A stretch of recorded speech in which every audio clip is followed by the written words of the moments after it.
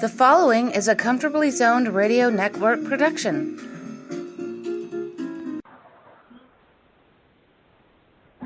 Thank you, Tally Olson. I am back. You are comfortably zoned with me, the Zig Zag Man, in Alameda, California, right across the bay from San Francisco, across the moat from Oakland, in the northern part of California. And I'm in a good mood today because Jerry Feitelberg is my guest. And it's always nice to have you back at Comfortably Zoned, Jerry Feitelberg. Yeah. Thank you, Ralph. It's always a pleasure to do the podcast with you. You know, we both have homes in Alameda, a nice community. We don't have a freeway going through Alameda, and you can take the ferry to San Francisco rather than waste time on the freeway. It's a great location. Right.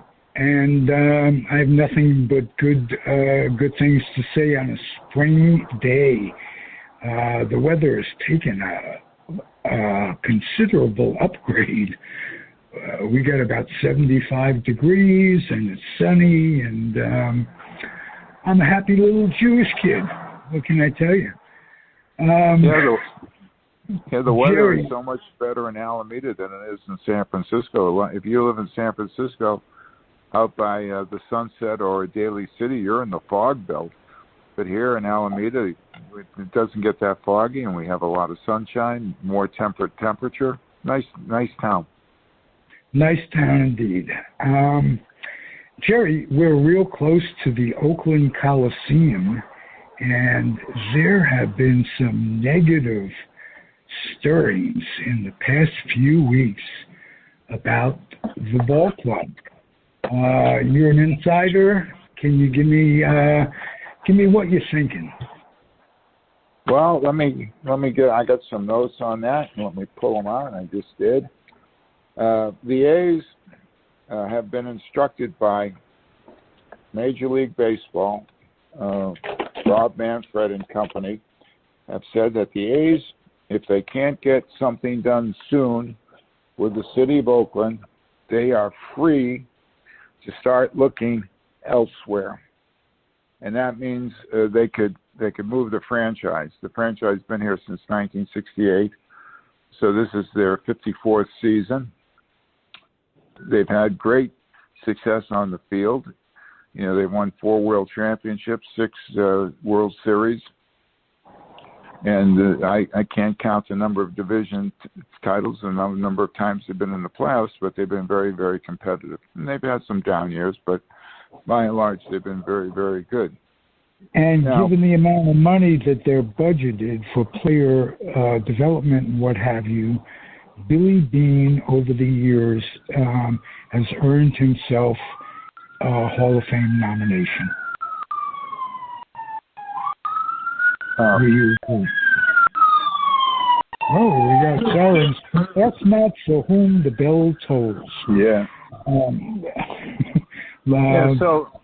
So the stadium, as you know, was built in the 60s, and it was originally built for the Oakland Raiders, and I think they opened up in 1966. The A's didn't come out here until 1968, and Charlie Finley had the club in Kansas City, and he couldn't get what he wanted from the Kansas City, so he moved the club out to Oakland, and it was a rocky ride for him from 68 until 1980 when he sold the club. You know, the ballpark was in disrepair. He didn't put a dime into it, and then it was sold to the Haas family, and they made improvements. And then they had that wonderful string of years when they went to the World Series 3 times in a row. They won a World Championship. Tony La Russa was here. They had Mark McGuire, Jose Canseco, Dennis Eckersley, Ricky Henderson, all of them. Well, Canseco and McGuire not in the Hall of Fame, but Catfish Hunter is, Reggie Jackson is, Raleigh Fingers is. So they've had all these players go into the Hall of Fame and during Charlie Finley's tenure as the owner. So it was really, really remarkable. But the problem with the Coliseum is that it was neither a football stadium nor a baseball stadium, and they had it was an oval, really a circle, not an oval, but a circle stadium, a round stadium, but it had a great view of the Oakland Hills, and it held about 51,000 people. And when the Raiders were here up until 1981, or they left in 81 or 82, the Raiders always would sell out. They'd have 51,000 people in. The stadium was the 12th man. The noise level was so high. And it was really an event to go to a Raider game because they were very good during that stretch of time.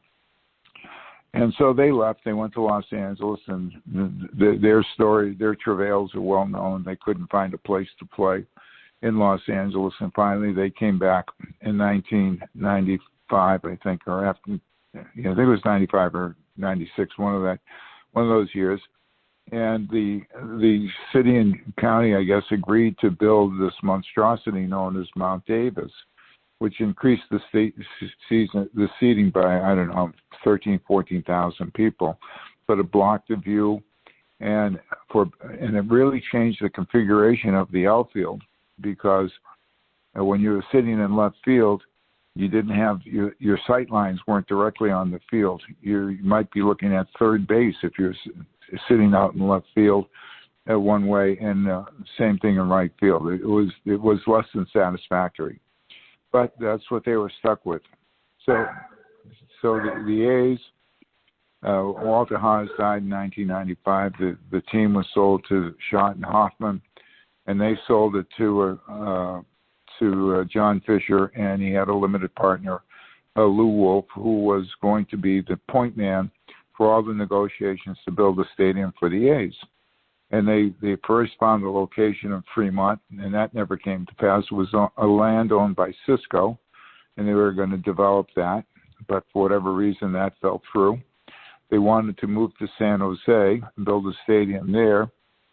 And years ago, when the Giants were in trouble and they were owned by Bob Lurie, the Giants were just moments away from being moved to St. Petersburg, Florida, if you recall. And they were able to craft a deal to stay in San Francisco, and Lurie would look for land to build a stadium. So and Walter Haas very graciously said, I don't have a problem if you want to build a stadium in San Jose. And the Giants were granted territorial rights to San Jose. But they didn't build their stadium there. They built it at 4th and King, 3rd Street and King in San Francisco, Oracle Park. And it was an immense success for the Giants since they built the stadium. So when the A's wanted to go to San Jose, the Giants looked at their demographics and said, well, most of our fans come from the peninsula, and if we allow the A's to move to San Jose, they'll be siphoning off our fans, which is sort of incorrect because the teams really don't compete against each other, and they're not at home at the same time. Generally, when the A's are home, the Giants are on the road, and vice versa. So it wasn't a problem. So the A's became frustrated, and they said, okay, we will concentrate our efforts in the Oakland area. And 3 or 4 years ago, they came up with a plan to build a stadium at Laney College. And if you recall, they thought they had all the T's crossed and the I's dotted, but guess what? The man that was in charge and the students and faculty were all opposed to having the stadium built at Laney College, and that deal fell through. And there was egg on Dave Cavill's face and John Fisher's face for proposing a project that they didn't have 100% approval. So they looked around, and they had there's this area a little bit north of Jack London Square along the estuary in San Francisco Bay, along the Oakland estuary, and they wanted to build a stadium there. And they had the plans, but now they decided they wanted to make it a ballpark village. And what that included, and I don't think the city of Oakland was prepared for this. They were prepared for a baseball stadium, but not for a $12 billion project.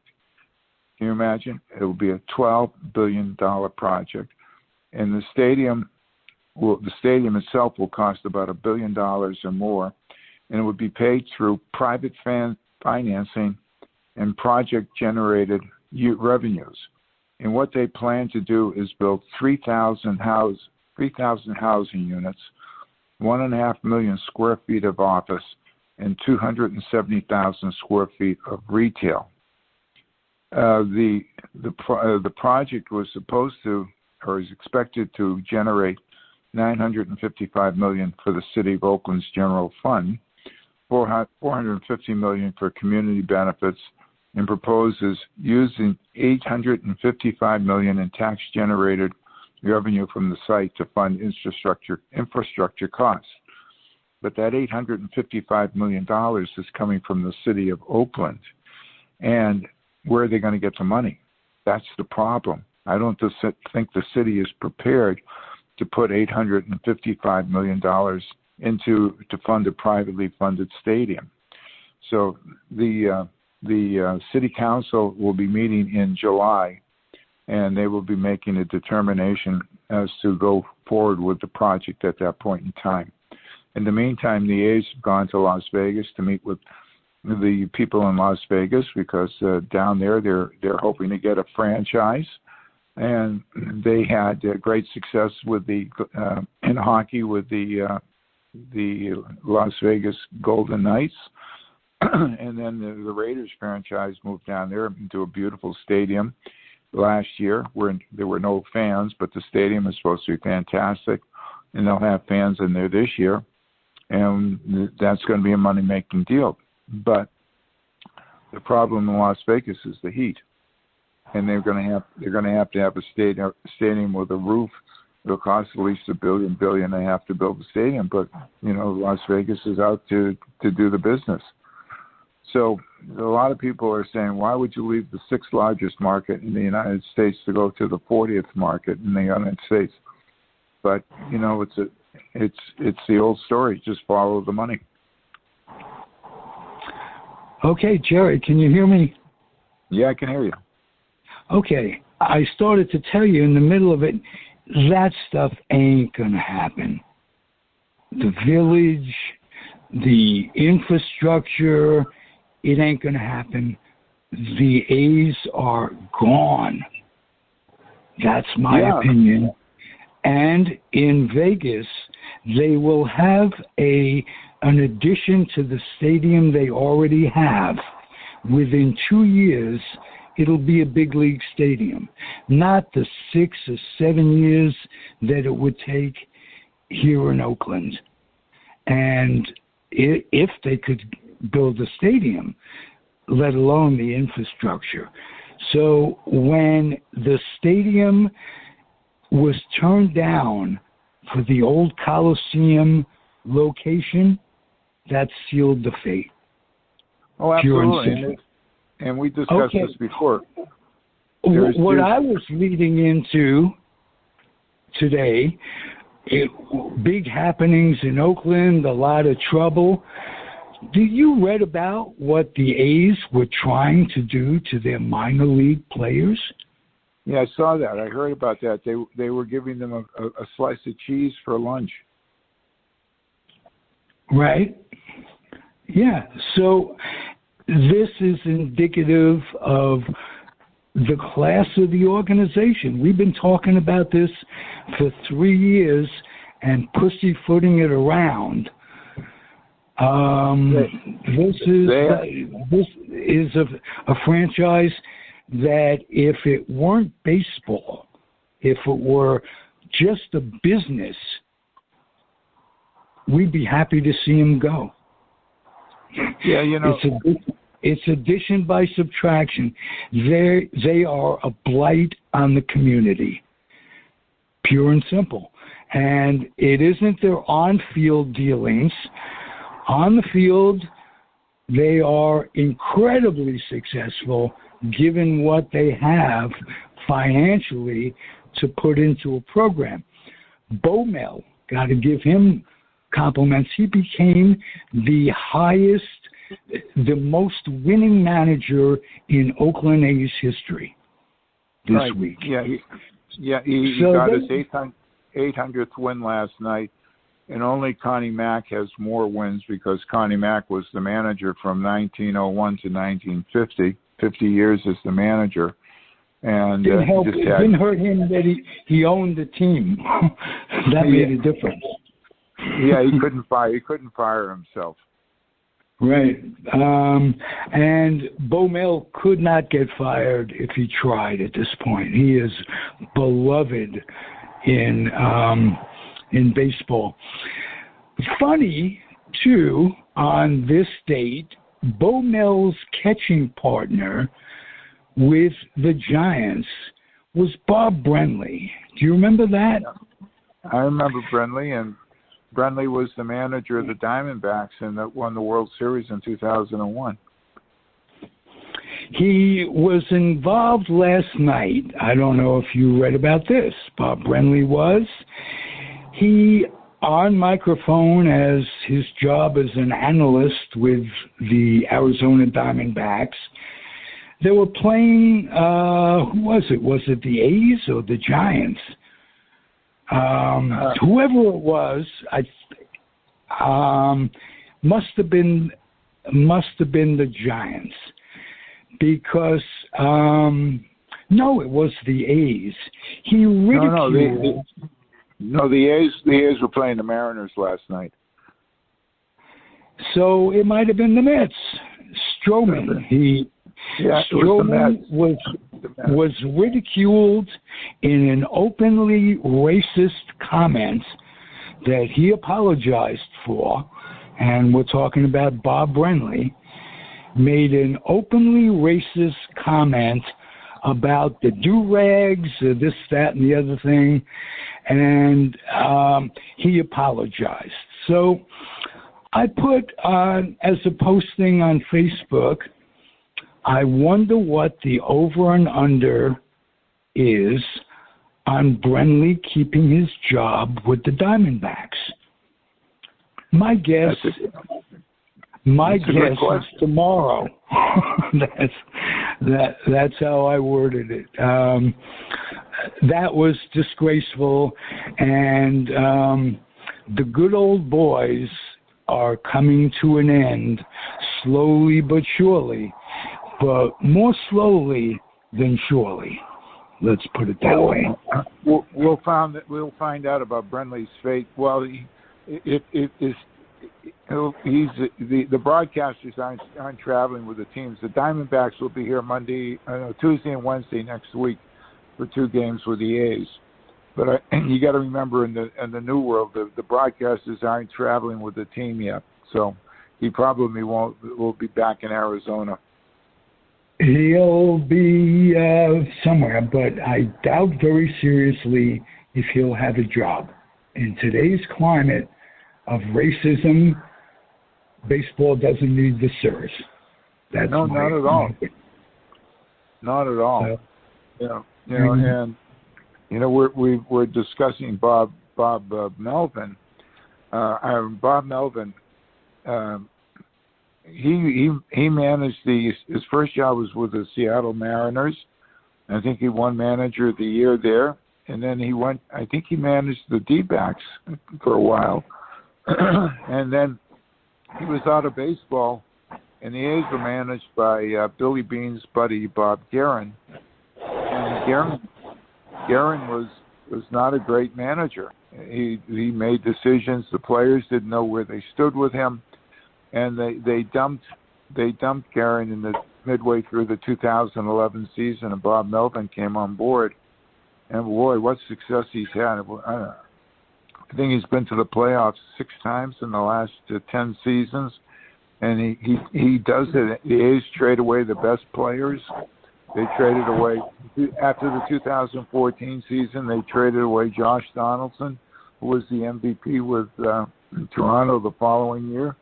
They do this anytime a player is either got a year left in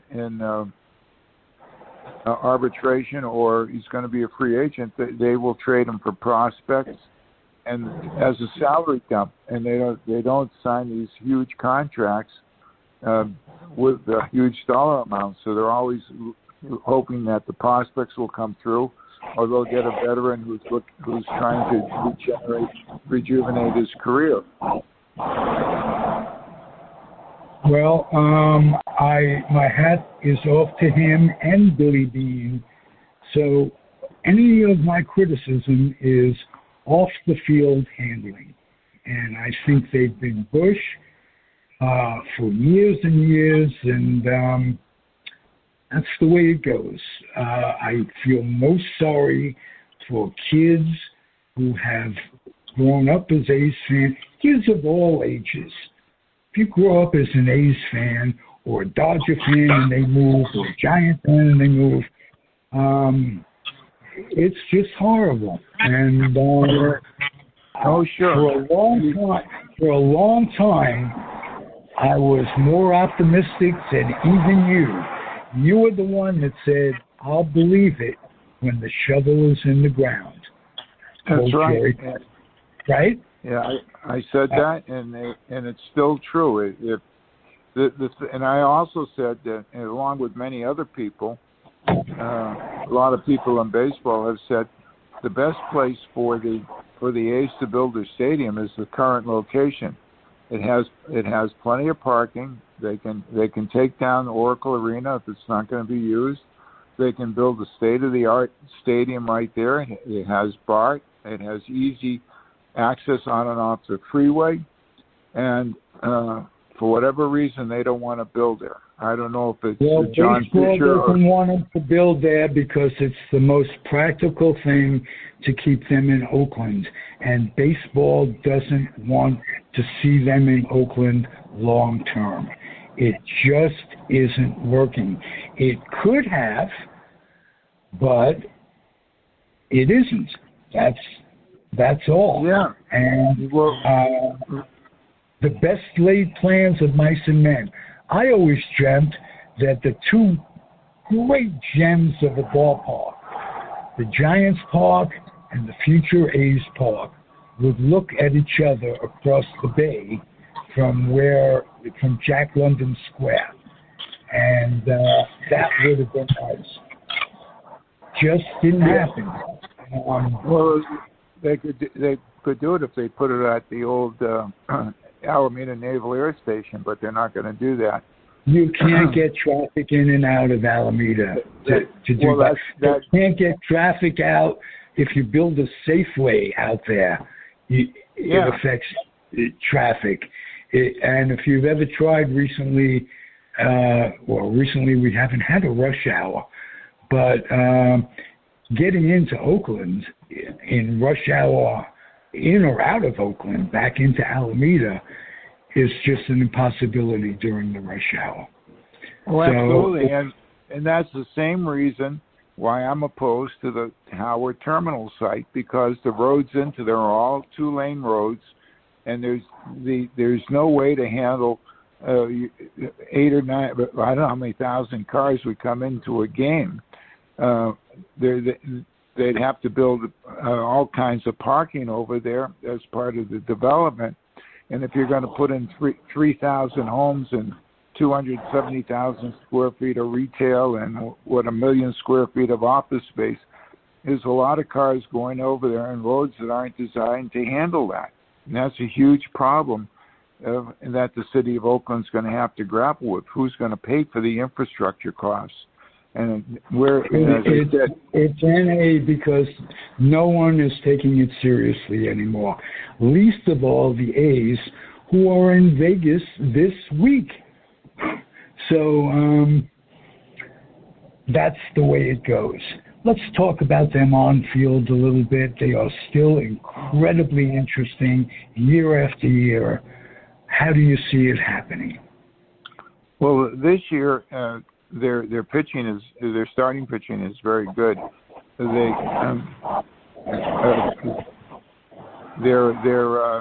ace of the staff is Chris Bassett.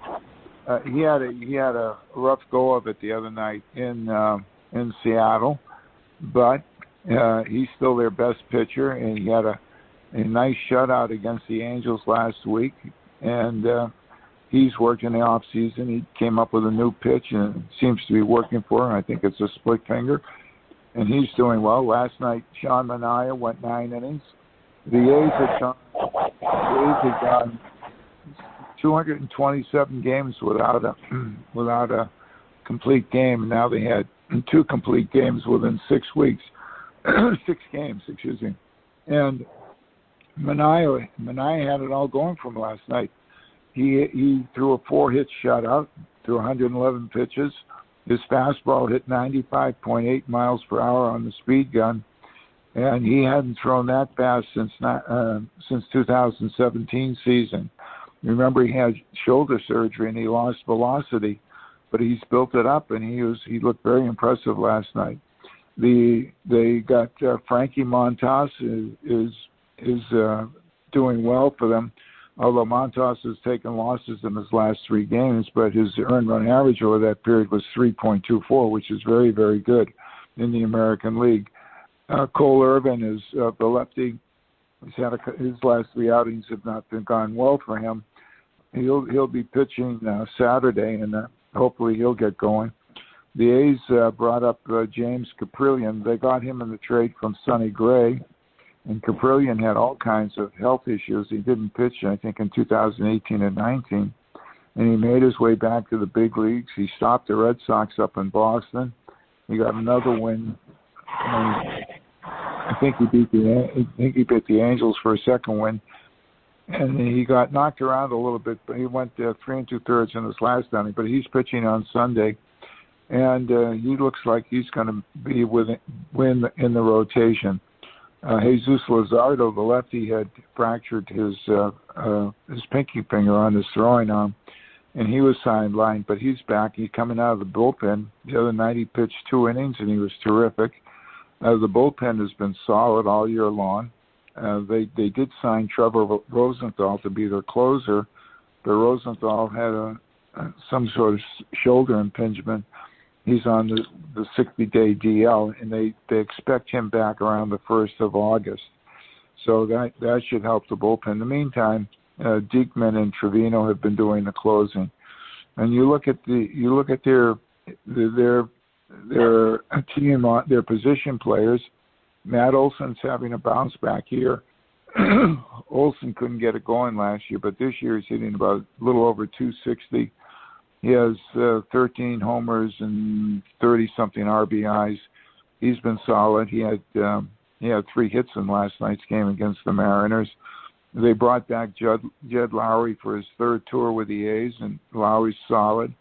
He's a doubles machine when he's hitting well. They traded for Elvis Andrus. Marcus Semien left. They made a mistake by not signing Semien or giving him a qualifying offer. It would cost him $18 million. But Semien didn't get an offer. He signed a 2-year deal with Toronto for $18 million a year, and then he was named the American League Player of the Month. He had an outstanding month with the Blue Jays. So they're missing Marcus, but they got Andrus, and Andrus got off to a very, very slow start. But in the last 3 weeks, he's hitting over 300, and his average is starting to come up. And in the outfield, Mark Hanna's their leadoff guy. He's hitting about 260. He's got 10 home runs. He's got some pop in his bat, and he's very good defensively. He can also play center field, which he's doing now because the regular center fielder, Ramon Laureano, is on the 10-day IL with I think he has a hip problem. And Laureano good, but he gets hurt an awful lot, I've noticed. Yeah, he does. He does, and he was playing very, very well. He made a wonderful catch. He homered in 3 or 4 consecutive games. He has 10 home runs for the season. And when he's in the game, it's a different A's team. The right field situation, Stephen Piscotty has not gotten off to a good start. I think he's sitting around 200, and he's being platooned with Seth Brown. Brown's got some pop in his bat. He's got 8 to 10 home runs. He's doing well. Sean Murphy's doing a nice job as a catcher. the backup catcher is Aramis Garcia. He doesn't hit much, but he handles the pitchers well. So and Tony Kemp, they moved Tony Kemp around. He had 5 RBIs on Tuesday night's game against the Mariners. He had a 2-run home run. So he had quite a night, and he's hitting over 260. Last night in the Mariners game, and this is unbelievable. I had never seen it in all my life following baseball. They had 9 guys in the Mariners lineup. Hitters 5 through 9, 5, 6, 7, 8, 9. Those 5 guys, not one of them had a batting average over 176. Can you imagine that? When we were kids, when they didn't have the DH, that's what pitchers would hit. And if a position player had that kind of batting average, they'd be back in the minor leagues. Well, it's a new game. It's a new game. If you look at the averages all over baseball, pitching is dominating. But it's either home run or strike out. The only thing I'd like to hear would be music to my ears. I'd like to hear, get them on, get them over, get them in. Nobody talks that. The major leagues as a whole is hitting 236. 236. If you're hitting 275, you're a superstar. Can you imagine guys like Henry Aaron or Barry Bonds, Rod Carew, Ichiro Suzuki? All these guys are hit over 300. Tony Gwynn. They put the bat on the ball, put the ball into play. It went somewhere. And then try to beat the shift a little bit if you don't mind. Bunt down the line. Get on. Get over. Get in. Well, last night the shift has been very hard on left-hand hitters. The reason for that is that when they'll move the shortstop over, either the shortstop or the second baseman will go out into short right field. So all the guys that would normally have singles on line drives to right field are out. That happened to Mitch Moreland last night, and that happened to Jed Lowry. Lowry's ball was going up the middle. Normally it would have gone into center field for a hit, thrown out. Moreland thrown out. And they can't. It affects lefties more than righties because you can't put the second baseman into short left field. It just doesn't work that way. So the right hand hitters are penalized as much as the lefties are, just because of the nature of the positioning. So I don't know what they're going to do about that. If baseball can do anything about it, maybe. You know how they put this rule in where you can only have 6 mound visits during the game? Maybe you can only shift on 1 hitter per inning. So or maybe you have to keep all 4 infielders on the dirt. Yeah, something like that. So because the game is being ruined, guys aren't getting hits, batting averages are going down, and then it becomes a couple former big leaguers, so they can't watch the game. It's too painful. Walk, strike out, home run. Walk, strike out, home run. And you go to sleep watching the game. There's no bunting. There's no hit and run. There's no nothing. No stolen bases. Right. It's just a shadow of its former self. As am I. Jerry, what a terrific show as usual. You got the knowledge, my friend. Just good luck. Okay. Yeah. It is good luck that we both have, you especially, our seichel. Yeah. Still got our seichel. Our bag of marbles is still intact. Yeah. And that's a good thing. Jerry, 2 weeks from today or tomorrow, it'll be Nathan's, you and I, on Webster Street in Alameda. Yeah, I should be. I gotta go up and pay some bills, so I will be up in about 2 weeks. You got it. Beautiful. Thank you for listening, everybody. It's the Comfortably Zoned Radio Network. The guest is Jerry Feitelberg. I'm Ralph Tycho, the weak link of it all. Adios, everybody, and happy trails. Okay, be well. You too. The proceeding has been a Comfortably Zoned network production. You are advised to keep your dreams wet, your humor dry, your children and grandchildren out of military recruiting offices and off the laps of clerics who wear dresses. Thank you for listening, everyone. Happy trails.